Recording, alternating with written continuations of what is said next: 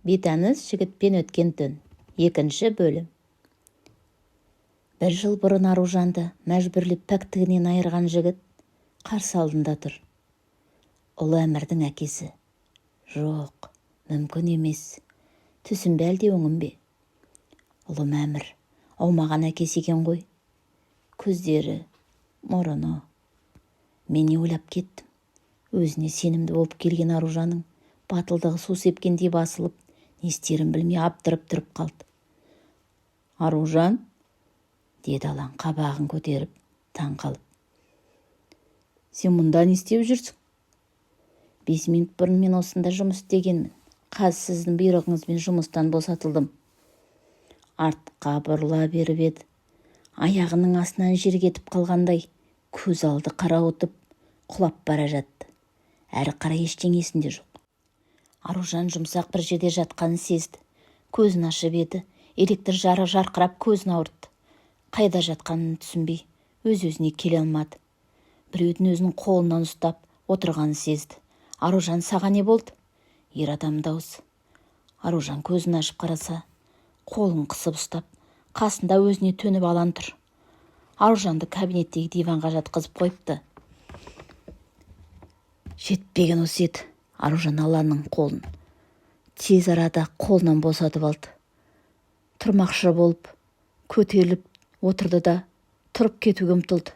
Аружан, біраз тынығып ал, саған қазір тұрып кетуге болмайды. Арқасынан иығынан ұстап, Аружанды орнына жатқызбақшы болды. Жіберіңіз! Аружан орнынан тоқ соққандай атып тұра келді. Алана Аружан тоқтатпақшы еді. Екінші мені ұстаушы болмаңыз. Ұқтыңыз ба? Деп Аружан аяғын жүгіріп басып кабинеттен шығып кетті. Аружанның жан дүниесі алай-дүлей үйге келді. Әмір тәп-тәтті болып ұйықтап жатыр екен. Түсінде жымиып күліп қояды. Бала күтуші кетіп бара жатып. Ертең бүгінгідей уақытта келейін ба? Я, бүгінгідей уақытта келіңіз. Бүгін ғана жұмысқа шығарып жіберді деп қалай айтпақ, ұят қой. Бала күтуші кетісімен Аружан ноутбугын қосып жаңа жұмыс іздей бастады. Өз мамандығы бойынша жұмыс табылмады. Аружан қандай жұмыс болса да істеуге дайын. Жұмыс көп, бірақ жалақысы аз. Жалдамалы пәтер, азық-түлік, бала күтушінің жалақысы бар. Бәріне жетпейді. Басы дал болды. Есіктің қоңырауы соғылды.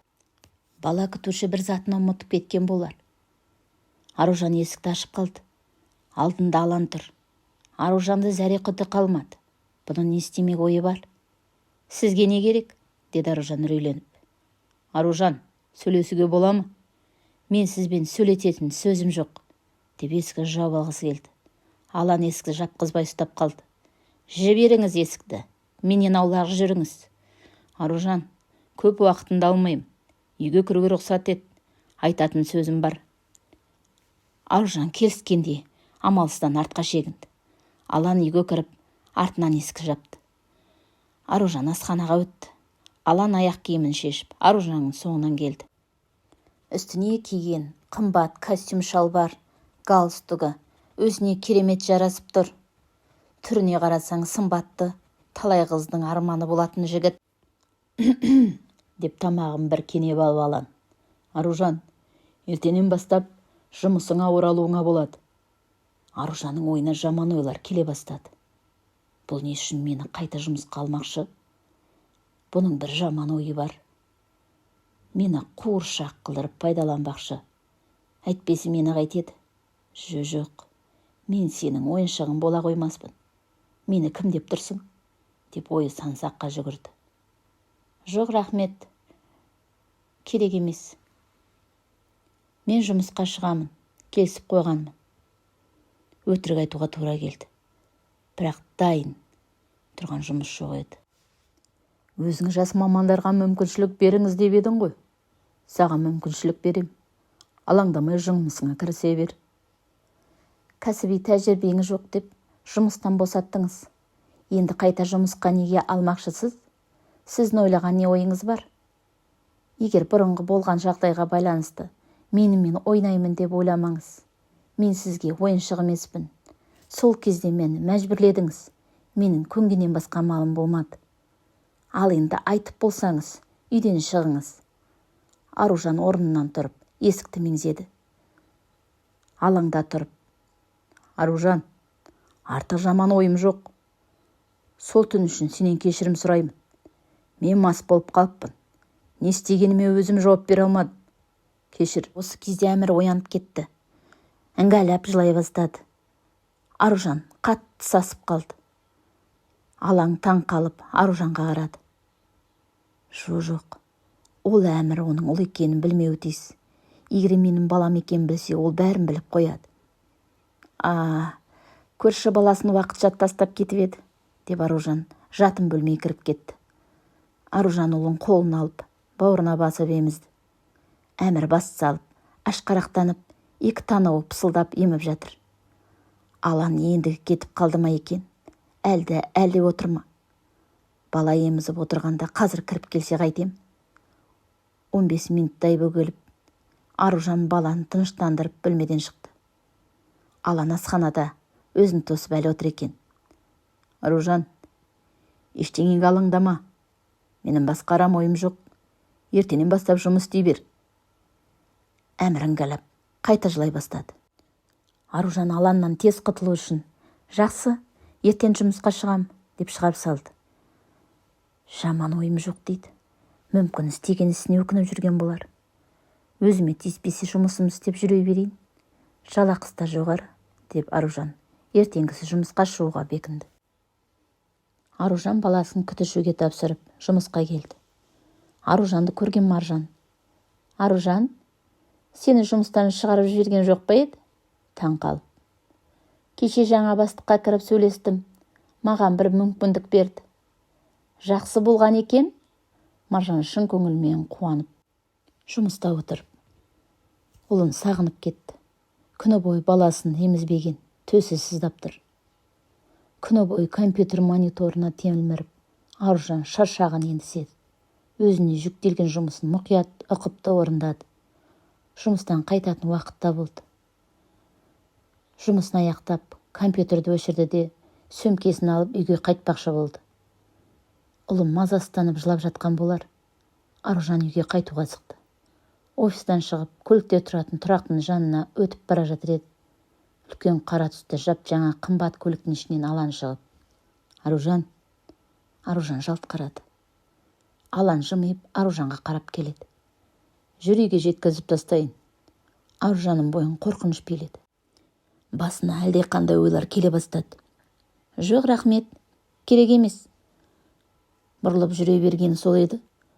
Аяғын қайырып алып, тіземен жерге құлады. Құлап бара жатып, екі қолын тіреп қалды. Алан Аружанның қолынан демеп тұрғызды. Аружан екі тізесінен қан ағып жатыр.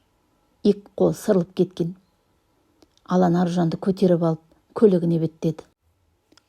Аланнан мұндайды күтпеген Аружан: Жіберіңіз, жерге түсіріңіз. Не істеп жатырсыз? Деп шыр-шыр етеді. Алан Аружанның сөзіне құлақ аспады. Аружан, мынандай жарақатпен қалай үйге барасың? Мен сені үйіңе жеткізіп тастаймын. Шынында, натырыммен үйге қалай жетпек? Сөмкесінде таксиға төлейтін ақшасы да жоқ. Кеше бар ақшасын бала күтушіге беріп қойған. Енді жалақ қалғанша анасынан тағы ақша сұрауға тура келеді. Алан Аружанды көлігінің қасына әкеліп, қолынан түсірді де көліктің есігін ашып отырғызды. Еңкейіп Аружанның иығына сақтандыру ремені тағып жатыр. Алланың иіс суының иісі керемет жағымды. Аружанның бойын біртүрлі сезім билеп, жүрегі жиі-жиі соғып кетті. Көптен бері өзін ұмытқан Аружан бас айналып, өзін әйел зат екенін сезінді. Көлік орнынан қозғалды. Аружан, сені бірінші ауруханаға апарайын. Жоқ, керек емес. Өтінемін, мен үйге апарыңыз. Үйде жарақатыңа жағатын дәрі бар ма? Иә, бар. Осыдан соң Алан мен Аружан үнсіз қалды. Көлік келіп Аружанның тұратын көп қабатты үйлердің алдына келіп тоқтады. Аружан ауырсынып көліктен түскенше, Алан көліктен жылдам шығып, көліктің есігін ашып, Аружанның қолынан демеп, тұруына көмектесті. Рахмет, деп Аружан жүре беріп еді. Екі аяғы ауырып, бір орында қозғала алмай тұрып қалды. Осы кезде Алан Аружанды тағы көтеріп алып, пәтерге қарай беттеді. Оныңыз не? Жіберіңіз. Өзім барым. Аружанның қарсыласқанына қарамады. Көтеріп пәтердің алдына бірақ түсірді. Аружан кілтпен пәтердің есігін ашты да Алланнан тез құтылуға тырысты. Қазір бала жыласа, дауысын естіп қояды. Егер өзінің баласы екенін сезіп қойса, жоқ, баласының бар екенін білмеу керек. Рахмет, деп үйге кіріп, есікті жалма-жан бекітіп алды. Құтылдым ба? Арқасымен есікке сүйеніп тұрып қалды. Бүгінгі болған жағдайды еске алды. Алан тіпті мені көтеріп алып үйге әкеліп тастады. Не ойлағаны бар? Мен осылайша алдап, құрығына түсірмекші ма? Сымбатты, әрі бай, мендей қыздардың сан түрі бар шығар. Өзімді қолдануға, мазақ етуге жол бермеймін. Аузы күйген үрлеп ішеді дейді. Тапқан екенсің ақымақты, деп ойлады Аружан. Сағат тілі кешкі 9:30-ды көрсетіп тұр. Аружан ұлын ұйықтатып, асханаға келіп, сүтпен қойылатып шай ішіп отыр. Жарақаттар ауырып, тістеніп, тітіркеніп қояды. Ұялы телефоны шырылдай жөнелді. Есімі жоқ бөтен нөмір. Бұл кім болды екен? Осындай уақытта қоңырау шалып тұрған. Шырылдаған телефонның дауысынан ұлым оянып кетпесін деп, Аружан тұтқан тез көтерді. Алло, Аружан сыбырлап. Аружан, кеш жарық. Ер адамның дауысы. Таныс дауыс, Аланның дауысы. Мен Аланмын ғой. Бұл маған неге қоңырау шалып тұр? Нөмірімді жұмыстан алған болар. Алло, иә, айта беріңіз. Аружан, жарақатың қалай? Дәрі жақтың ба? Бұл менің жарақатыма неге алаңдап тұр? Оған келіп кетері не? Аружан таң қалып. Ептеп, дәрі жақтым. Аружан, 2-3 күн тәуірі болғанша жұмысқа шықпай-ақ қой. Соны ескертейін деп қоңырау шалып тұрмын. Жоқ, маған демалға уақыт жоқ. Пәтер ақысы да жақындап қалды, деп ойлады Аружан. Жоқ, ештеңе етпейді, бәрі жақсы. Мен ертең жұмысқа шығам. Аружан, мен сені босатып тұрмын, емдел. Алан Айдарұлы, рахмет, маған ақша керек, ертең жұмысқа шығам. Аружан, ақша жағын алаңдама. Жұмысқа шықпасаң да жалақың жүреді. Бұл не деген қамқоршылық? Бұл қасқан нақты арам ойы бар. Жоқ, керек емес маған оның мұндай ақшасы. Ештеңе етпейді, мен тәуірмін, ертең жұмысқа шығам, сау болыңыз.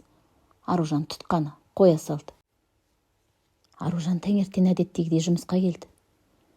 Барлық Аружанға біртүрлі қарағандай болды. Қызметтестерімен амандасып, жұмыс орнына келді. Жұмыс столында әдемі қып-қызыл рошан шоқ гүлдері тұр. Аружан біреудікі екен деп, мынау кімнің гүлі? Қандай әдемі? Деп гүлді қолына алып құшарлана иіскеді. Маржан сол кезде. О, сенің гүлің? Қалай менің гүлім? Аружан түсінбей таңырқап. Өзің гүлдегі қағазды оқысаңшы, кімнен екенін? Аружан гүлдегі тілде қағазды оқыды. Қайырлы таң, күніңе сәттілік тілеймін. Астында Алан деп жазылған. Алан Айдарұлын аз уақыттың ішінде қалай алдырып алып жүрсің? Деді Маржан шиқылықтап күліп. Барлығын назар бізде. Не деп жауап береді екен деп тосып тұрғандай. Жоқ, жұмыстағы ешкім білмеуі тиіс. Білсе мен туралы не ойламақ? Қайдағы Алан Айдарұлы? Одан басқа Алан деген есім ешкімде жоқ па? Деп күліп Аружан жуып шайып білдірмеуге тырысты. Жұмыс уақыты аяқталып қалған кез. Аружанның телефонына Аланнан хат келді. Хатты ашып оқыды. Аружан, жұмыстан соң сені мейрамханаға шақырам. Мына жігіт гүлмен қоймай енді мені мейрамханамен алдамақшы ма? Кешіріңіз, менің бүгін жұмыстарым бар. Аланнан қайтадан хат келді. Онда ертең барайық, қалай қарайсың? Ертең білмеймін, алдын ала ештеңе деп айта алмаймын. Жақсы онда, ертең кешке хабарласам. Кешке үйіңе жеткізіп тастайын. Жоқ, әуре болмаңыз, рахмет. Бұл жігіт маған неге тас кенеше жабысып алды? Ертең не деп сылтау айтам? Аружан Аламмен кездескісі келмеді. Әрі ойланып, бері ойланып, жарайды, ертең бір сылтау табармын. Аружан жұмыстан шығып жан-жағына барлап қарады. Көліктер тұратын тұрақта Алан Айдарұлының көлігі тұр. Жоқ, ол мені тосып тұрған сияқты. Аружан офисқа қайта кіріп кетті. Мына офиста шығатын басқа есік болу керек. Аружан офис күзетшісіне тақап келіп: кешіріңіз, сіздерде сыртқа шығатын басқа есік бар ма? Үстіне күзет формасын киген ұзын бойлы сымбатты жігіт таңғалып: түсінбей: иә, бар. Сол басқа есіктен шығып кетсем болады ма? Әрине болады, деп жігіт қылмыңдап күліп. Офистан шығатын басқа есікті көрсетуге алдыға түсті. Аружан соңынан ерді.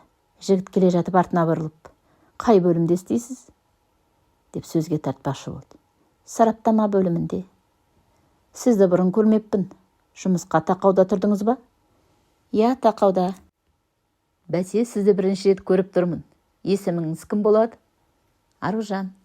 Менің есімім Дәурен. Дәурен мені ертіп далаға шығатын есікке әкелді. Рахмет. Аружан сыртқа шықты. Есік офистің артқы жағында екен. Сау болыңыз, деп күзетші жігітпен қоштасып, автобус аялдамасына жетуге асықты.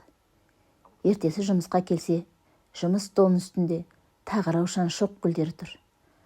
Аружан гүлдің кімнен екенін біле қойды. О, Аружан, жігітің нағыз жігіт екен. Күнде гүл сыйлайды. Осындай жігіттерді қайдан тауып аласыңдар? Деп қызметтес әйел күлді. Арука, жігітің қай жердікі? О, менің жігітім емес, жай таныс. Жігітің болмаса күнде гүл сыйламайды ғой. Жақсы жігіт екен.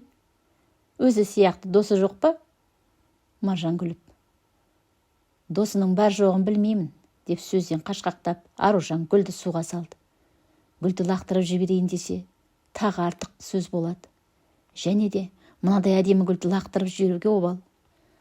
Аружан гүлдің хош иісінен бір иіскеп, жұмысына кірісіп кетті. Жұмыс аяқталып қалған кез телефоны шырылдады. Телефон экранында Алан Айдарұлы деп шығып тұр. Қандай сылтау айтсам екен? Алло, Аружан. Иә, тыңдап тұрмын. Бүгін сені мейрамханаға шақырайын деп едім. Кешіріңіз, бара алмаймын. Мазам кетіп кішкене ауырыңқырап тұрмын. Онда рұқсат болса үйіңе жеткізіп тастайын. Рахмет, керек емес. Аружан тұтқаны басып өше салды. Аружан бүгінде офистің басқа есігінен шығып үйіне қайтты. Автобустан шығып, азық түлік алайын деп сауда үйіне кіре беріп еді. Аружан, деп біреу қолынан ұстап қалды. Өзінен бір сынып жоғары оқыған азамат екен. Оқушы кезінде азаматпен кездесіп жүрген болатын. Аружан, қалың қалай? Азамат, сәлем, қалайсың? Қайдан жүрсің? Осы жерде тұрасың ба? Я, осында тұрып жатырмын. Жақын маңда. Көрмегелі арада 5 жыл өтіпті. Жүр бір жерге барып отырып әңгімелесейік. Жақсы, қазір. Мен бір қоңырау шалып алайын, деп Аружан азаматтан оқшауланды. Азамат Аружанның баласы бар екенін де білмейді. Аружан бала күтушіге қоңырау шалып, өзінің бөгелетінін айтып ескертті. Я, Аружан, қайда жұмыс жасап жатырсың? Казстрой компаниясында, сараптама бөлімінде. Өзің қайда жұмыс жасайсың? 2 жыл болды, полицияда істеп жатырмын. Аружан мен Азамат оқушы кездерін еске алып, біраз отырып, нөмір алмасып, Азамат Аружанды көлігімен үйіне жеткізіп тастады. Аружан жұмысқа келсе, тағы гүл шоғы.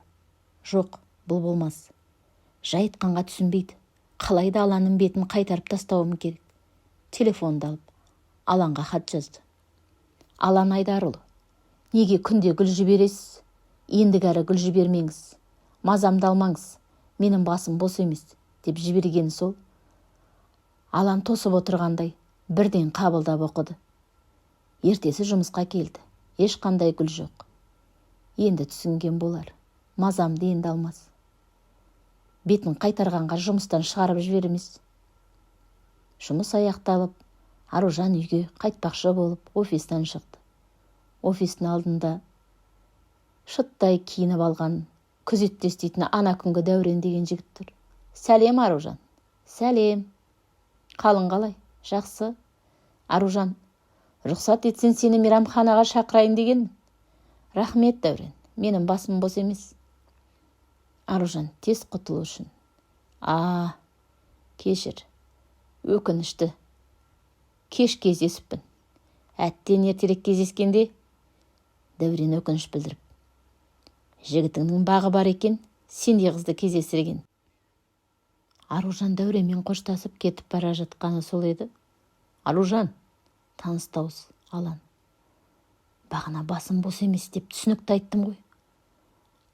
Алан көлігінен шығып жақындады. Аружан, сөйлесетін сөз бар, көлікке отыршы, өтінем. Аружан әріптестерінің бірі көріп қояды ма деп жан-жағына ұрлана қарап, еріксіз көлікке отырды. Аружан, басың бос емес екені рас па? Иә, рас. Кім ол, анау күзетші жігіт па? Көлікте отырып Дәурен екеумізді көрген екен ғой. Жоқ, ол емес. Бәрі шынайы ма? Иә, шынайы. Алан ойланып отырып қалды. Аружан көліктен түспекші еді. Алан, Аружан, үйіңе жеткізіп тастайын. Екеуінден жоқ. Алан Аружанды үйіне дейін жеткізіп тастады. Аружанға Алан көңілсіз болып көрінді. Бүгін Аружанның туған күні. Телефоны шылдырап безіле жөнелді. Қоңырау шалып жатқан Азамат екен. Алло, Аружан, қалайсың? Сәлем, Азамат. Мен сенің жұмысыңның алдында тұрмын. Бір 5 минутқа шыға аласың ба? Жақсы, қазір шығам. Азамат қолында шоқ гүлі бар. Аружанның туған күнімен құттықтап келіпті. Аружан, туған күніңмен. Аружанның бетінен сүйіп құшақтады. Аружан бұл тосын сыйды күтпеген еді. Рахмет, Азамат. Аружан, мен бүгін түнгі кезектемін. Сондықтан қазір құттықтап кетейін деп. Рахмет. Аружан шын көңілден қуанып қалды. Осы кезде офистің алдына үш қымбат көлік бірінен соң бірі келіп тоқтап, ішінен бірнеше адам шығып, офисқа қарай беттеді. Ішінде Алан Асқарұлы да бар. Алан офисқа кіріп бара жатып, Азаматқа суық бір көз қараспен қарады. Жақсы, Азамат, гүліңе рахмет. Бастық келді. Мен жұмыс орныма барайын. Аружан, ертең сені мейрамханаға шақырайын дегенмін. Сенің туған күніңді атап өтейік. Жақсы. Жақсы онда, келістік, деп Азамат қоштасып, көтеріңкі көңілмен кетіп барады. Аружан жұмыс орнына келіп отырып, ойға кетті. Азамат тегін мені мейрамханаға шақырып тұрған жоқ-ау. Маған деген сезімі әлі өшпеген ба? Осыдан 5 жыл бұрын Аружан екеуінің арасын бірінші болып үзген еді. Азамат сымбатты, ақ көңіл, жақсы жігіт. Ертең кездескенде баламның бар екенін айтуым керек. Аружан жұмыста отырған. Алан Асқарұлы қоңырау шалды. Аружан, кабинетке келіп кетші. Жақсы. Мені не үшін шақырып жатыр екен? Аружан қобалжып 2-ші қабатқа көтерілді. Қабылдау бөлімде хатшығы тосып алды. Сәлеметсіз бе? Мен Алан Асқарұлына. Сәлеметсіз бе? Иә, әрине, кіріңіз. Сізді күтіп отыр. Аружан кабинетке кірді. Алан креслода шалқалап отыр екен. Аружан кіргенде басын көтерді. Сәлеметсіз бе? Аружан, кір отыр. Аружан Асқардың алдындағы орындыққа отырды да, не айтасыз дегендей Аланға қарады. Аружан, бүгін жұмыскерлердің бас жұмыстарымен танысып отырып, кездейсоқ сенің бас жұмысыңды көрдім. Кездейсоқ дейді ғой. Әдейі арнайы тексердің ғой, деп ойлады. Әңгіме не туралы болатынын да сезгендей, Аружан мазасыздана бастады. Сенің 4 айлық балаң бар екен ғой? Иә, бар. Ол бала менікі ма? Шыныңды айт. Ол баланың сізге еш қатысы жоқ, деп өтірік айтуға тура келді. Маған қатысы болмаса, үйіңе барғанда көршінің баласы деп неге өтірік айттың? Аружан не айтарын білмей қалды. Демек, менің балам ғой. Аружан, егер шындықты айтпасан, мен ДНК жасатам. Сіздің менің баламда не шаруаңыз бар? Аружан іштей қорқып тұр. Егер менің балам болмаса, дәлелде. Қалай? ДНК сараптамасына келіс. Жоқ, баланың сізге қатысы жоқ, келіспеймін деп Аружан сасқалақтап. Демек бала менікі ғой. Аружан үнсіз қалды. Не айтарын білмей, абыржып отыр. Аружан, бүгіннен бастап әлгі жігітімен кездесуіңді доғар. Сіздің не шаруаңыз бар? Бала менікі, әкесі мен. Сондықтан шаруам бар. Менің жеке өміріме араласуыңызға қандай хақыңыз бар? Аружан орнынан тұрып, шығуға беттеді. Алан Аружанды қолынан ұстап жібермей қалды. Жіберіңіз. Жібере алмаймын. Аружан тағы бұлқынып еді. Алан Аружанның екі қолын жоғары көтеріп мықты ұстап алды да Аружанды қабырғаға әкеліп тіреп қойды. Аружан қозғала алмай қалды. Артында қабырға, алдында Алан тым жақын. Денесі Аружанға тиіп тұр. Не істеп жатырсыз? Жіберіңіз. Осыдан 1 жыл бұрын жібергенмін. Енді ұлым екеуіңді ешқайда жібере алмаймын. Алан мен Аружанның көздері түйісіп, бір-біріне қарап тұр. Аланның ыстық демі Аружанның бетін шарпыды. Алан Аружанның шиедей еріндеріне сүліктей жабысты. Аружан бұлқынып, қасарысып тырысты. Қарулы жігіттің құшағынан құтылып шыға алмады. Алан Аружанның денесін қабырғаға мыжып, мықты ұстап, балдай еріндерінен ашқарақтана сүйді. Аружан демі бітіп тұншығып барады. Алан Аружанды босататын емес. Аружан әлі келмейтінін біліп, бұлқынып, қасарысуын қойды. Алан Аружанды құшарлана сүйіп жатып, Аружан, мен сені сүйем. Аружан өз құлағына өзі сенер емес. Алан сүйін тоқтатып, Аружанның қолын босатты да, Аружанның талдай белінен құшақтап ұстап. Ертең неке қиюға өтініш беруге барамыз. Мен сізге тұрмысқа шығамын деп келіскен жоқпын. Аружан, мен сені бір көргеннен ғашық болдым. Сен пәктігіңді өзім алдым. Өзім бәріне жауап берем. Жасаған қателіктеріңді түзеуге бір мүмкіндік бер, өтінем. Сол кезде сені қашып кетпегенде, мен сені ешқайда жібермес едім. Мен сені содан бері ұмыта алмадым. Сені тағы кездестіргенімде қатты қуандым. Бұл тағдырдың маған берген бір мүмкіндігі. Мен сені қайта жоғалтқым келмейді. Жаныңа қаяу салсам кешір мен. Алан Аружанның шашын сипап, ерінен сүйді. Аружанның бақыттан бас айналды. Бәрі көрген түстей болды. Өз-өзіне келе алмай. Алланың ыстық құшағынан айырылмай, ұзақ тұра бергісі келді. Аружан, мен ұлымды көргім келеді. Ұлым кімге тартқан? Ұлың саған тартқан, деді Аружан еркелей. Жүр, мен ұлым апаршы. Ұлымды көргім келеді. Арада 1 жыл уақыт өтті. Жаз айы, үлкен зәулім үйдің алдындағы ағаштың көлеңкесінде Аружан отыр. Жүзі өте қуанышты. Ай күні жетіп қалған сияқты. Дөңгеленген ішін сипап, сәбиімен сөйлесіп қояды. Осы кезде кішкентай ұлын жетектеп Алан келді. Аружанды келіп құшақтады. Ұлдары әмірі бірдеңе деп быдыңдап қояды. Өмірден оңбай таяқ жеген Аружан қазір бақытты. Сол кезде мәжбүрлеп пәктігін алған жігіт қазір күйеуі. Қазақтан әміс, кіммен қарайсаң сонымен ағар деп тегін айтпаған. Бұл хикая басы қатты болып, аяғы тәтті болып, екі жас бақыттарын тапты.